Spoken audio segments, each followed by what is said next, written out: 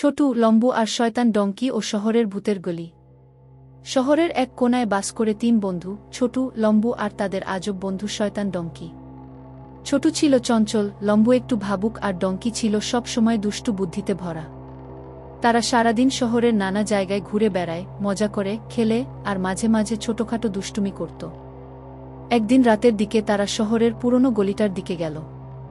এই গলিটা নিয়ে অনেক গল্প আছে, লোকেরা বলে সেখানে রাতে নাকি ভূত দেখা যায়। ছোটু অবশ্য ভূত বিশ্বাস করে না, লম্বু ভয় পায় কিন্তু মুখে কিছু বলে না, আর ডঙ্কি তো বরাবরই সাহস দেখায়। ডঙ্কি বলল, চলো ওই গলির শেষ প্রাচীন বাড়িটার সামনে যাই, যদি ভূত থাকে দেখি কে কাকে ভয় দেখায়। তারা গলির ভেতর হাঁটতে লাগল। হঠাৎ বাতাসটা ঠান্ডা হয়ে গেল, কুকুরের হালকা গর্জন আর দেয়ালের ছায়া যেন নড়ছিল। চারপাশে নিস্তব্ধতা, কেবল নিজেদের পায়ের শব্দ শোনা যাচ্ছিল। ছোটু ফিসফিস করে বলল, তোমরা কিছু শুনছ? লম্বু বলল, আমি তো কিছুই না, মানে হ্যাঁ, একটা আওয়াজ আসছে। তখনই পেছন থেকে এক ঠান্ডা কণ্ঠ ভেসে এলো, তোমরা আমাদের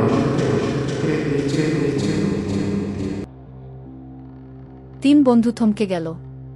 পেছনে তাকিয়ে দেখল এক ছায়ামূর্তি ধীরে ধীরে ভেসে আসছে। ডঙ্কি সাহস করে বলল, তুমি কে? আমরা তো শুধু ঘুরতে এসেছি। ভূত বলল, এই বলি আমার, যারা এখানে আসে তাদের আমি ঘুরিয়ে ফেলি, যেন তারা কোনোদিন এখান থেকে বের না হতে পারে। ছোটু তখন বলল, আমরা ভুল করেছি, কিন্তু আপনি কি আমাদের একটা সুযোগ দেবেন? ভূত একটু থেমে বলল, শুধু এক শর্তে, আমাকে এক রাতের জন্য ভাসাতে পারলে তোমাদের ছেড়ে দিই। তখন তিন বন্ধু মিলে ভূতকে এমন এক কাণ্ড করল।